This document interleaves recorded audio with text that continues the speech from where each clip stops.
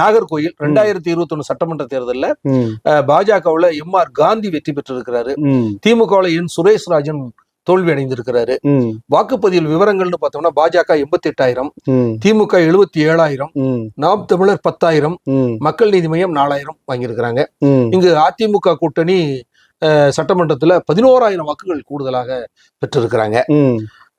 2024 மக்களவைத் தேர்தலில் நாகர்கோயில் சட்டமன்ற தொகுதியில பதிவான வாக்குகளின் விவரம் திமுக 77,262 வாக்குகள் வாங்கியிருக்கிறாங்க. அதிமுக 8,315 வாக்குகள் வாங்கியிருக்கிறாங்க. பாஜக 70,702 வாக்குகள் வாங்கியிருக்கிறாங்க. நாம் தமிழர் 8,000 வாங்கியிருக்கிறாங்க. இங்கு தனித்து நின்ற அதிமுகவும் பாஜகவும் இணைந்து பெற்ற வாக்குகள்னு பார்த்தோம்னா 79,017 வாக்குகள் வாங்கியிருக்கிறாங்க. இங்கு அதிமுக கூட்டணி கூடுதலாக பெற்ற வாக்குகள் 1,791 வாக்குகள் தான் கூடுதலாக பெற்றிருக்கிறாங்க.